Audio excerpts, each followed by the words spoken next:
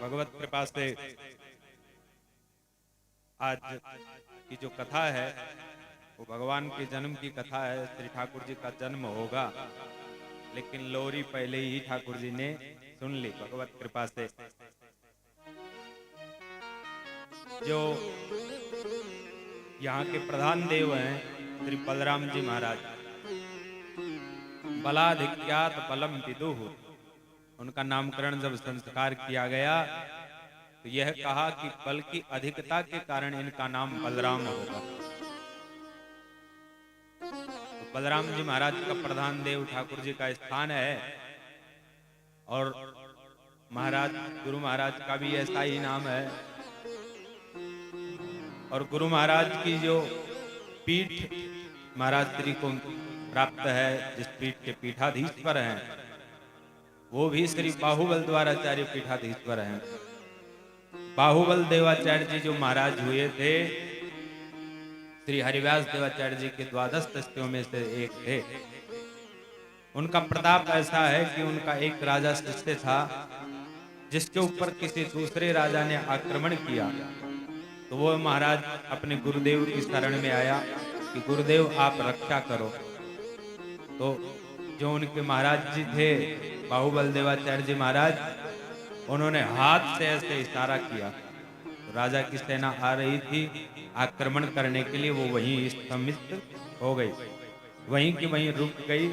इसलिए उनका नाम था बाहुबल देवाचार्य जी। उनकी भुजाओं में इतना बल था, इतनी शक्ति थी, अदृश्य शक्ति, जिससे वैसे की वैसे सारी सेना को स्तंभित कर दिया। महाराज श्री का तो नाम भी ऐसा ही है, ठाकुर जी की भी कृपा ऐसी की है, और द्वारा आचार्य भी ऐसे ही स्थान के हैं। और इस धाम का नाम भी दाऊ धाम है। तो ये चतुर्व्यूह जैसे मिले हुए हैं, एक ही स्वरूप जैसा एकीकरण हो रखा है। महाराज जी की तो जो आवाज है और जो शक्ति है उसका कौन पार पा सकता है। गुरु महाराज हैं, उनकी तो कृपा का एक अंश भी हम ऊपर हो जाए तो हमारा जीवन भी व्यतीत हो जाए। अभी पूरा जोर लगा रहे थे संगीत के साथी, लेकिन साथ नहीं निभा पा रहे थे, संगति नहीं हो रही थी। इसलिए भगवत कृपा से जो आकृति, देहूति और प्रसूति, 3 पुत्री मनु जी की और 2 पुत्र थे, प्रियव्रत और उत्तानपाद। 5 बहन भाई थे, जिनमें से माताओं का वंश का वर्णन पहले हुआ और जो पुत्र थे उनका वंश का वर्णन बाद में हुआ। जो राजा मनु जी थे वो राजा बनाना चाहते थे प्रियव्रत जी को, लेकिन प्रियव्रत ऐसे थे कि वो तो नाम के साथ ही व्रत लगा हुआ है, तो वो तो ऐसे व्रत लेने वाले थे, सत्य व्रत लेने वाले थे कि भगवान की भक्ति को छोड़ करके और कोई भी कर्म उनको अच्छा नहीं लगता था। व्रत का मतलब ही यह होता है, व्रतम आवृतम। व्रत का मतलब है जिस संकल्प से घिरा हुआ हो उसको व्रत कहते हैं। तो संकल्प जो है, और हम तो संत हैं, साधु हैं, हमारा तो आजीवन व्रत ही रहता है, अनुष्ठान ही रहता है। अलग से किसी व्रत और अनुष्ठान की कोई आवश्यकता नहीं होती, अगर हमारे को जो गुरुदेव आज्ञा देते हैं उनके अनुसार जीवन जिए तो। सर्वे भवन्तु सुखिनः, सर्वे सन्तु निरामया, सर्वे भद्राणि पश्यन्तु मा कश्चित् दुःख भाग् भवेत्। ऐसी भावना के साथ साधुओं का जीवन होता है। ऐसा व्रत उनका था। वो कहते थे कि अगर मैं राजा बनूंगा, किसी को दंड देना पड़ेगा, किसी को कुछ करना पड़ेगा, राज्यकाज संभालने के लिए सब होता है, मेरी ये बस की बात नहीं है, मैं केवल भगवान का भजन ही करूंगा। और सब कुछ छोड़ करके वो मेरू की घाटियों में जाकर भजन करने लगे। उत्तानपाद राजा बने, उनके 2 पुत्र थे, ध्रुव और उत्तम। 2 पत्नियां उनकी थी, सुनीति और सुरुचि। सुनीति जो थी उसका ध्रुव था बेटा, और सुरुचि जो थी उसका बेटा उत्तम था। ऐसा मानो उत्तम जो पुत्र था उत्तानपाद का मतलब यह भी है, हर मनुष्य उत्तानपाद है, क्योंकि ऊपर की ओर पैर हो जिसके, ऊर्ध्वम पादम यस्य स उत्तानपाद है, ऊपर की ओर जिसके पैर हों वो उत्तानपाद है। और गर्भ में हम सभी उत्तानपाद हुए थे, सबके ऊपर पैर और नीचे सिर था, इसलिए ऐसे उत्तानपाद जी के दो अर्धांगिनी स्त्रियां थी। जय जय श्री राधे, जिनका नाम सुनीति और सुरुचि था। सुनीति का मतलब होता है, नीति का मतलब अगर मुख्य रूप से लें, नीति शब्द का अर्थ मुख्यार्थ धर्म होता है। जैसे राजनीति तो उसको राजधर्म भी बोल सकते हैं, जैसे युद्ध नीति युद्ध धर्म भी बोल सकते हैं। नीति शब्द जहां भी जुड़ेगा मान लो धर्म शब्द का बोधक है, लेकिन दूसरा शब्द कोई साथ आता है तो फिर उसका अर्थ उस हिसाब से होता है। इसलिए सुनीति का अर्थ है जो अच्छे धर्म के मार्ग पर चलने वाली विचार रखती हो, उसको सुनीति कहते हैं। और सुरुचि का अर्थ जिसकी रुचि अच्छी है, जो बहुत सुंदर को अपनाना चाहती है, आकर्षित वस्तु को अपनाना चाहती है, उसी को लेना चाहती है। लेकिन जो सुरुचि का पुत्र होता है वो उत्तम तो होता है, सुंदर हो सकता है, लेकिन वो चलेगा कि नहीं, कब तक चलेगा ये कोई भरोसा नहीं है। लेकिन जो सुनीति का पुत्र ध्रुव है, तो ध्रुव का मतलब होता है अटल, जो सदा बना रहे उसको ध्रुव कहते हैं। इसलिए सुनीति से जो चलता है उसका ही फल ध्रुव होता है। दो पुत्र थे, दोनों राजा को प्रिय थे, लेकिन राजा को छोटी रानी से अधिक प्रेम था।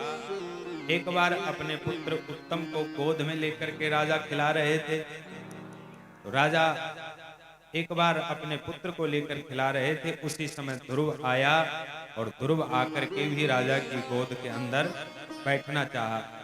जो ही उसने उद्यम किया राजा की गोद में बैठने के लिए, तो ही उनकी जो छोटी माता जी थी सुरुचि, उसने हाथ पकड़ करके ध्रुव को रोक दिया और कहा कि तपसाराध्य पुरुषम तस्सेवानुग्रहेण में गर्भे त्वाम साधयात्मानम यदिच्छसि नृपासनम।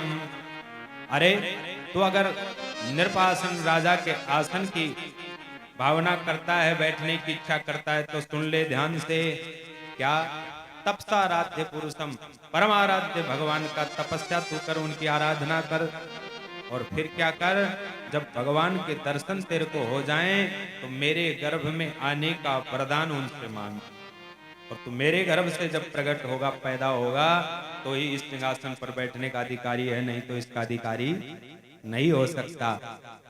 तो ध्रुव को मानो यही कहना चाहती है कि मेरे ही बेटे का अधिकार इस राज सिंहासन पे है, तेरा अधिकार नहीं है। ध्रुव जी महाराज छोटी सी उम्र के थे। ध्रुव जी महाराज, आज सुरुचि ने जो है दो का अपमान किया, भक्त का भी अपमान कर दिया और साथ साथ भगवान का भी। क्यों? क्योंकि कहा कि पहले तपस्या कर, भगवान के जब दर्शन होंगे तो उनसे प्रदान में मांगना कि मुझे जो है सुरुचि के गर्भ से पैदा होने का अवसर प्राप्त हो। तो भगवान के दर्शन हो जाएंगे तो सीधा राज सिंहासन ही मांग ले या वैकुंठ मांग ले, चाहे जो मांग सकता है, उसके गर्भ की ही क्या आवश्यकता पड़ रही है। लेकिन भगवान को भी छोटा कर दिया, और जो ध्रुव था, भक्त था भगवान का, उसका तो अपमान कर ही दिया। ध्रुव जी महाराज रोने लगे और रोते रोते अपनी माता के पास आए। जैसे किसी सर्प को डंडे से कोई मार दे और वो फुंकारी मारता है, वैसे ही लंबी लंबी श्वास लेते हुए ध्रुव जी महाराज अपनी माता के पास आए। माता के पास आकर के रोने लगे। बार बार जब रोने लगे तो उनकी माता पूछने लगी सुनीति कि बेटा क्या बात है, तू क्यों रोता है? तो दासी ने बताया कि ऐसी ऐसी बात है, छोटी इसकी जो छोटी माता है उसने इसको डांट दिया है, इसलिए रो रहा है। तो उनकी माता ने कहा कि सत्यम सुरुचा विहितम भवान में यद दुर्भगाया उदरे गृहीतः। अरे बेटा, तेरी जो माता है वो सत्य ही कहती है तूने मेरी जैसी दुर्भगा के जन्म गर्भ से जन्म लिया है। राजा मेरे को महारानी क्या, रानी क्या, एक दासी भी मानने के लिए तैयार नहीं है। बेटा, जो मेरे को दुख देखने पड़ते हैं वही दुख तेरे को भी देखने पड़ रहे हैं। लेकिन तेरी जो छोटी माता है उसने बहुत अच्छी बात तेरे को बताई है कि तू तपस्या कर। अरे बेटा, जिस राज सिंहासन पर तेरा पिता बैठा है और जिस राज सिंहासन पर तेरे पिता का पिता पितामह बैठा था मनोज जी, और उसके भी पिता ब्रह्मा जी जिस सिंहासन ब्रह्म पद के ऊपर बैठे हैं, उन्हीं भगवान की कृपा से उनकी तपस्या करने के फल से बैठे हैं। इसलिए तू, सत्य बात है, अगर तेरे को चाहिए तो इस राज सिंहासन की क्या आवश्यकता है, तो भगवान की गोद में बैठ जाकर के तपस्या कर और भगवान की गोद में ही बैठ। माता ने भी यही ज्ञान दे दिया। अब जब लगन सच्ची हो तो पूरी गीता पढ़ने की आवश्यकता नहीं होती है, केवल इशारे मात्र से ही ज्ञान हो जाता है। इशारे में ही सारा ज्ञान हो जाता है। जैसे द्रौपदी थी, उसने सभी के पास जाकर के याचना की कि मुझे बताइए, लेकिन भीमसेन भी नीची गर्दन कर ली, पांडवों ने सभी ने नीची गर्दन कर ली, यहाँ तक भीष्म पितामह और बड़े द्रोणाचार्य जी सबने नीची गर्दन कर ली। तब कृपाचार्य जी की ओर देखा, द्रौपदी ने कृपाचार्य जी की ओर देखा, कहा कि आप कुलगुरु हैं, गुरु तो मार्ग दिखाता है और आपके नाम के साथ कृपा जुड़ा हुआ है, इसलिए आप तो कम से कम कृपा करो, बताओ मैं क्या क्या क्या। तो द्रौपदी को उसी समय कृपाचार्य जी ने एक अंगुली का इशारा किया कि हे द्रौपदी, तुम सबकी ओर न निहार कर केवल एक भगवान की ओर निहारोगी तो इस दुख संसार से, इस दुख सागर से तुम पार हो जाओगी। और द्रौपदी उसी इशारे में ही सारा समझ गई, उनको गीता का उपदेश देने की आवश्यकता नहीं पड़ी। और द्रौपदी ने दोनों हाथ ऊपर करके जब भगवान को पुकारा, पहले सबकी ओर देखा, बाद में हाथ से कस करके साड़ी को पकड़ा कि मैं भी छत्राणी हूँ, देखे कैसे ये दुशासन मेरे से साड़ी छीन सकता है। लेकिन दुशासन के जो भुजाओं में बल था, बताते हैं 10,000 हाथियों जैसा बल उसकी भुजाओं में था, उतना ही बल दुर्योधन की भुजाओं में भी था, जरासंध की भुजाओं में बताते हैं, और भीमसेन की भुजाओं में भी उतना ही बल था। लेकिन भीमसेन जो है वायु के पुत्र थे, इसलिए उनके अंदर फुर्ती अधिक थी। तो इतना बल होने के कारण झटका जब लगा तो द्रौपदी के हाथ से साड़ी छूटने लगी, तो भगवान को याद किया और भगवान ने उनकी रक्षा कर ली।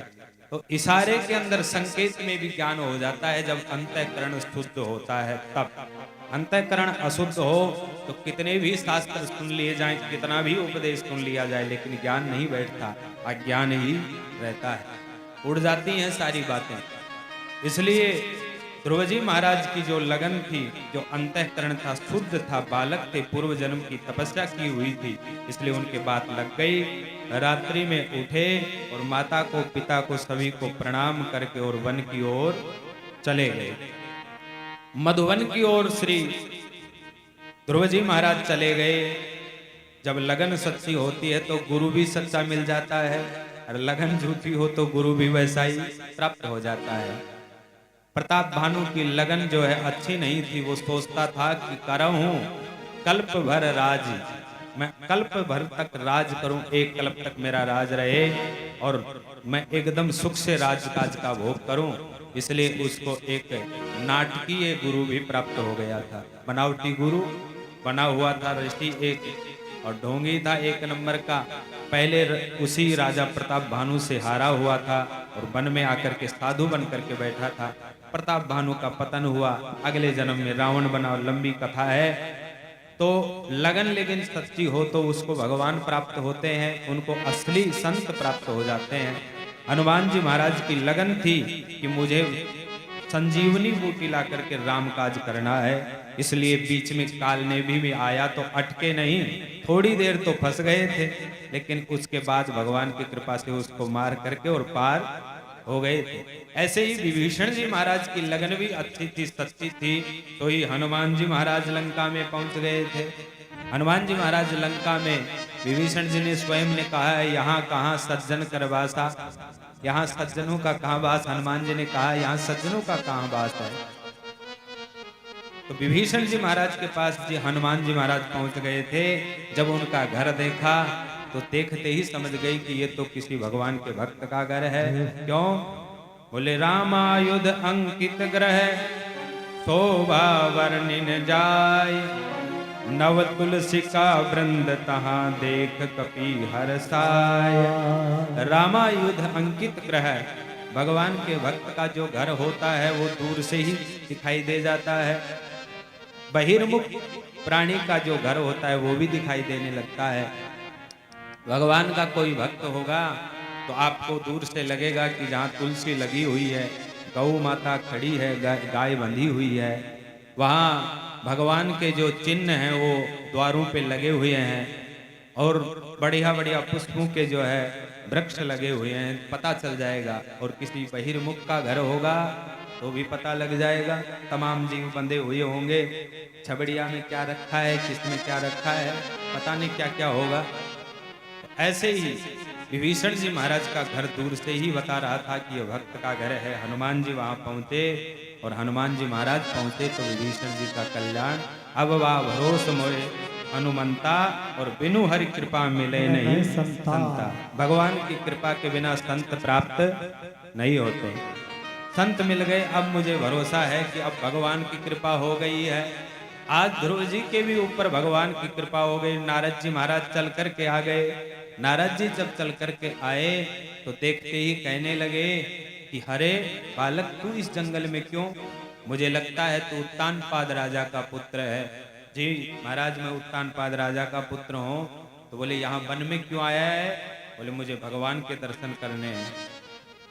तो ही कहा नारद जी ने, अहो तेज क्षत्रियाणाम मान भंग में मृष्यताम।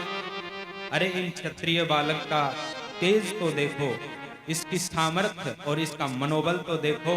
एक माता का एक कहना अपमान छोटी माता का सहन नहीं कर पाया और सब कुछ छोड़ करके तपस्या करने के लिए आ गया। छोटी छोटी बातों के ऊपर ये क्षत्रिय बालक कितना बड़ा कदम उठा दिया। तो भगवत कृपा से अहो तेज क्षत्रियाणाम, इन क्षत्रिय बालकों का तेज तो देखो। और ध्रुव से कहा कि अरे बेटा, इस जंगल में तू आया भगवत प्राप्ति करने के लिए, मैं तेरे को इस जंगल में दिखाऊं। मधुवन है ये, यहाँ तो संतों की कतार लगी हुई है। कितने ही संत बेचारे बरसों से बैठे हैं लेकिन आज तक भगवान का आता पता नहीं लग रहा उनको। इसलिए तू इस उम्र में आया है, तेरे को भगवान ऐसे ही प्राप्त हो जाएंगे। ध्रुव ने कहा कि आपको भगवान का पता है तो बताओ, नहीं मेरा मार्ग क्यों रोक रहे हो? ध्रुव जी महाराज से पूछा कि आपकी माता ने, आपका छोटी माता ने अपमान किया है। अरे जो छोटा होता है उसके ऊपर दया करनी चाहिए, जो बड़ा बराबर वाला होता है उससे मैत्री रखनी चाहिए, जो बड़ा होता है उनका आदर करना चाहिए। तू छोटा है, तेरे से वो बड़ी थी, माता है तेरी, अपमान कर दिया तो क्या? बोले नहीं, अपमान की बात नहीं है, मुझे तो भगवत प्राप्ति करनी है। सब नारद जी महाराज समझ गए कि इसकी लगन सच्ची है, ये नहीं मानने वाला। तो बेटा बोले क्या करना है? बोले अगर अब जानते हो तो मुझे मार्ग बताओ भगवान का। तो ही भगवान की कृपा से नारद जी महाराज ने ध्रुव के कान के पास अपना हाथ लगाया और मुंह लगा करके उसको द्वादशाक्षर मंत्र दे दिया। द्वादशाक्षर मंत्र ऐसा है, मंत्र का उच्चारण जो होता है वह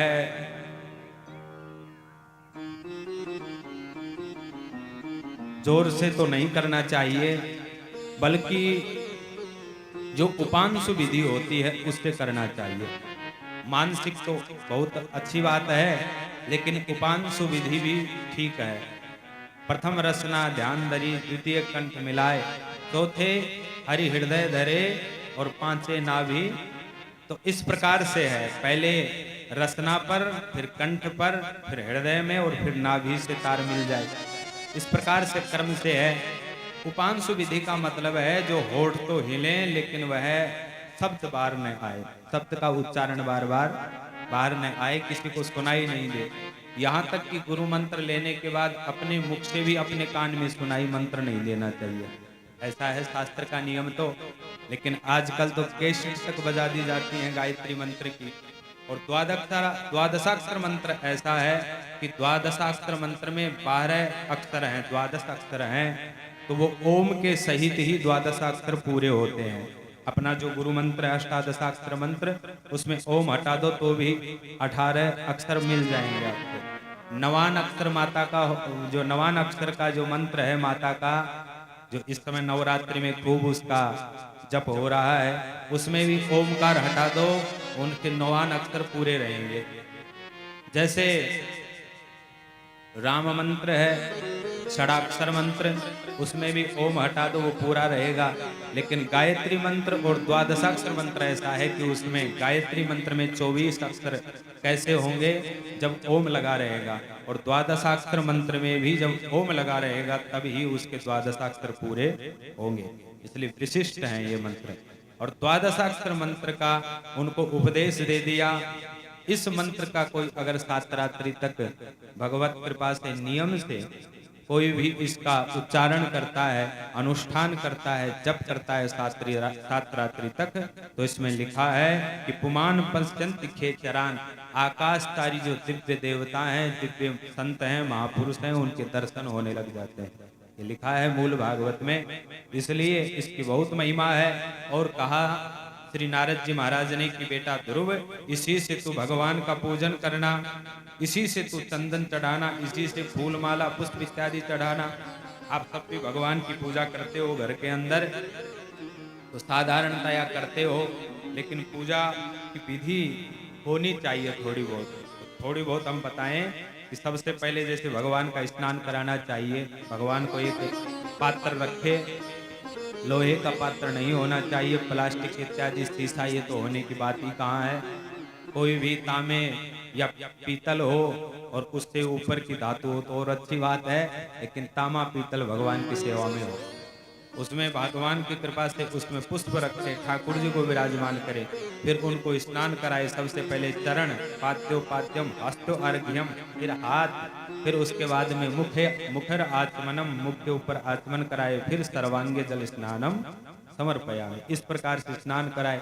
फिर भगवान का प्रोक्षण करे, फिर उसके बाद भगवान को विराजे, उनको वस्त्र अलंकार इत्यादि धारण कराए, फिर चंदन लगाए ठाकुर जी के, और फिर पुष्प चढ़ा करके, और फिर दीपक जलाए, और दीपक जला के ठाकुर जी के सामने नैवेद्य इत्यादि फल इत्यादि कोई सामग्री उनके भोग के लिए रखे, उसमें तुलसी छोड़े, भगवान का भोग लगाने का ध्यान करके और आचमन करा के फिर भगवान की आरती उतारे। इस प्रकार से कर्म है साधारण रूप से। पंचोपचार पूजा का ये छोटा कर्म है। और अगर इसमें मंत्र होते हैं, भगवान को स्नान कराने का मंत्र होता है, चंदन लगाने का मंत्र होता है, पुष्प चढ़ाने का मंत्र होता है, दीपक आरती दिखा करके आरती करने का मंत्र, उसके बाद आरती ये सब होती है, पुष्पांजलि ये सब मंत्र होते हैं। तो ये सब मंत्र तो हर कोई नहीं जान सकता, लेकिन कम से कम इतना करे, गुरु मंत्र जो है, गुरु के द्वारा प्रदत्त मंत्र जो अपने पास है, उसी से कम भगवान को उस मंत्र को बोल बोल करके ही ठाकुर जी की सारी सेवा करे। नहीं तो ठाकुर जी का भगवान नाम जो उच्चारण है वो करता रहे और ठाकुर जी की सेवा करता रहे। इसलिए नाम संकीर्तन तो खुले में हो सकता है, लेकिन मंत्र का प्रयोग खुले में नहीं हो सकता। ध्रुव को एक मंत्र दिया नारद जी ने और कहा कि इसी से बेटा सारी ठाकुर जी की पूजा करना और भगवान का ध्यान करना। ध्रुव जी महाराज सीधे मधुवन में गए, और मधुवन में जाकर यमुना के किनारे जो ध्रुव टीला है आज वृंदावन में, उसके ऊपर जाकर के ध्रुव जी महाराज ठाकुर जी की स्तुति करने लगे, उनका ध्यान करने लगे, भक्ति करने लगे। और कैसे करने लगे कि तिरातरांते तिरात्रांते कपित भद्रासनः, एकदम कठोर तप प्रारंभ में ही उन्होंने शुरू कर दिया। क्या 3-3 दिन से, प्रथम महीने के अंदर 3-3 दिन से एक बार आहार लेते हैं। क्या? कपित और भद्रासन, बद्री फल अभी भी वृंदावन की ओर क्या होती हैं? बद्री फल ही होते हैं, बेर जिनको कहते हैं। और कपित सूखे बिल्व पत्र इत्यादि, कपित इत्यादि के पत्र लेते हैं। और जब दूसरा महीना लगा तो द्वितीयम च तथा मासम षष्ठे षष्ठेर भको दिने हैं, दूसरा महीना जब लगा तो 6-6 दिन से आहार लेते हैं। आहार में क्या? तृण पर्णादि भी। अभी तो बेर इत्यादि फल खाते थे, लेकिन अब केवल सूखे तिनके और पत्रों को खाने लगे, रसीले पदार्थों को छोड़ दिया। जब तीसरा महीना आया तो तृतीयम चान अन्मासम नवमे नवमे हनि। तीसरे महीने में केवल 9-9 दिन में एक बार कुछ आहार के रूप में लेते हैं, और आहार भी क्या? अभक्षः, केवल जल, यमुना जी का शुद्ध जल पीते हैं 9-9 दिन में, और फिर पूरा भजन में लगे रहते हैं। इस प्रकार से तीव्र भक्ति योग से उन्होंने भजन किया। चौथा महीना जब आया तो चतुर्थम अपि वैमासम द्वादशे द्वादशे हनिः। चौथा महीना जब आया तो 12-12 दिन में एक बार ग्रहण करते हैं, वो भी क्या? वायु भक्षम, केवल वायु का ग्रहण करते हैं, वो भी 12-12 दिनों में। अब जब पांचवा महीना आया तो पांचवें महीने में तो उन्होंने वायु का आहार भी छोड़ दिया, और क्या किया? एक बार लंबी श्वास ली और श्वास को, अपने श्वास को अवरुद्ध करके बैठ गए। यदैक पादेन स पार्थिवार्भकः तथो तदंगोष्ठ निपीड़िता मही। एक अंगूठे के ऊपर खड़े होकर के ध्रुव जी महाराज ने अपना श्वास खींचा और भगवान का ध्यान करते हुए श्वास को रोक लिया। केवल भगवान के ध्यान में तन्मय हो गए। एक अंगूठे के ऊपर खड़े थे ध्रुव जी महाराज योग के बल से। जब भगवान में उनकी इतनी तन्मयता हुई तो उनका अंगूठा थोड़ा भी हिलता है तो पृथ्वी ही हिलने लग जाती है। एक आकार सारे संसार का हो गया, सभी का श्वास भी अवरुद्ध हो गया, क्योंकि भगवान के एक तन होकर के, एकत्व होकर के जब उन्होंने श्वास रोका तो भगवान का श्वास भी रुक गया, और भगवान का ही जब श्वास रुक गया तो इस संसार को श्वास कहाँ से आएगा। तो ये सारे देवता सब दुखी हो गए, और देवता भाग करके भगवान के पास गए और कहने लगे, नैवं विदामो भगवान प्राणरोधम चराचरश्चाखिल सत्वधाम्ना विदेहि तन्नो ब्रजनाद विमोक्षम प्राप्ता वयम त्वाम शरणम शरण्यम। हे प्रभु, हमें पता नहीं है कि हमारा श्वास क्यों रुका हुआ है, हम ये भी नहीं जान पा रहे हैं कि श्वास किस कारण से रुका हुआ है। प्रभु, हमारा ही नहीं पूरे संसार का श्वास रुक गया, अब बताइए हम क्या करें जिससे इस संसार की पीड़ा दूर हो। भगवान ने कहा, माँ भैष्ट उत्तान पादिर मई संगतात्मा, आप जो है भय मत करो, उत्तान पाद का पुत्र ध्रुव है, वो मेरी आत्मा से आत्मा मिला करके और श्वास रोके हुए है।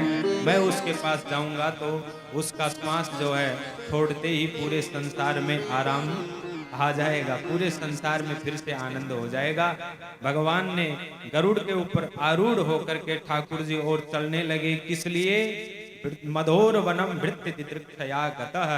ऐसा नहीं लिखा है कि ध्रुव को दर्शन देने के लिए नहीं, बल्कि जो ध्रुव हैं उनके दर्शन करने के लिए ठाकुर जी आ गए। और ठाकुर जी गरुड़ पे आरूढ़ होकर के मधुवन में ध्रुव जी महाराज के सामने आकर के खड़े हो गए। लेकिन ध्रुव जी आंखें नहीं खोले, क्योंकि हृदय विहारी जब उनके सामने है तो उनको देखते हुए ही उनको परम आनंद हो रहा है, तो बहिर्मुख क्यों हैं? आंख खोल करके देखने की उनको आवश्यकता ही नहीं थी। अब आंख नहीं खोले, भगवान देखे कि क्या करें, सामने तो बैठे हैं, खड़े हैं, लेकिन ये तो दर्शन नहीं कर रहा। अंतिम में भगवान ने उनके हृदय की जो झांकी थी उसको तिरोहित कर दिया, और जब हृदय की झांकी अदृश्य हो गई तो छटपटा करके ध्रुव जी ने आंखें खोली। जो ही ध्रुव जी ने छटपटा के आंखें खोली सो ही भगवान सामने दिखाई दिए, और भगवान की स्तुति करने लगे। योऽन्तः प्रविश्य मम वाचमिमां प्रसुप्तां संजीवयत्यखिल शक्तिधर स्वधाम्नाः अन्यास्य हस्तचरण सवर्णत्वगादीन् प्राणान्नमो भगवते पुरुषाय तुभ्यम्। हे प्रभु, पहले तो ध्रुव जी महाराज ने खूब ठाकुर जी को देखा।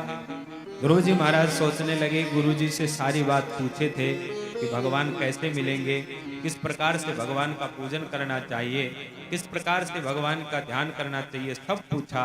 लेकिन ये नहीं पूछा कि वास्तव में भगवान आ जाएंगे तब क्या करना चाहिए। अब क्या करें? तो कभी प्रणाम कर लेते हैं और कभी खड़े होकर के हाथ जोड़ लेते हैं। भगवान को देखने लगे, ऐसे देखने लगे मानो आंखों से भगवान को पी जाएंगे और हृदय में धारण कर लेंगे। ऐसे कर रहे हैं जैसे तो ठाकुर जी को आलिंगन कर लेंगे हाथों से, इस प्रकार उनकी भावना हो रही है। सारी इंद्रियों को भगवान की ओर ही लगा दिया और एकाकार भगवान से हो गए।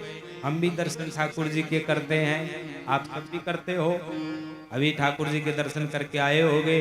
श्री परम हमारे जो परमाराध्य श्री बलराम जी महाराज हैं, वो बड़े ही झांकी में सजे हुए हैं, उनके दर्शन आपने किए होंगे।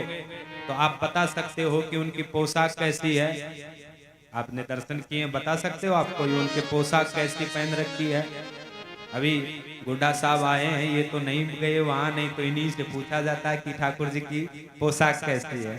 तो आप तो नहीं पधारे, और आज जो है हमारे ऊपर कृपा करके हमारे पंडित जी महाराज सत्यनारायण जी भी आए हैं, जो बड़ा ही हमारा ध्यान रखते हैं और बार बार कहते हैं कुछ आवश्यकता है तो बताओ, कोई बात हो तो मेरे को बताना, फोन करना। तो ऐसे हमारे ऊपर पंडित जी भी कृपा करके आए हैं। लेकिन मुझे जहाँ तक पता आप सीधे यहीं आए हैं, शायद ऐसा ही है। क्यों? तो भगवत कृपा से। लेकिन आप सब तो गए हैं ठाकुर जी के सामने, बता सकते हो ठाकुर जी ने कैसी पोशाक पहन रखी है? नहीं बता सकते। कोई किसी को याद होगा तो होगा, बाकी सब नहीं बता सकते। हाथ खड़े कर दो, बताना कोई नहीं। कौन कौन बता सकते हैं? कोई नहीं बता सकते। नहीं तो आप तो यहीं रहते हो सेवा में। क्यों नहीं बता सकते? क्योंकि हम जो है जब संसारी लोग भगवान के सामने जाते हैं तो क्या करते हैं? जय जय श्री राधे। महाराज श्री आए हैं, परम पूज्य श्री आसपुरा वाले महाराज जी आए हैं। हम आपके चरणों में सादर दंडवत प्रणाम करते हैं। जय जय श्री राधे। नहीं दिया था महाराज जी।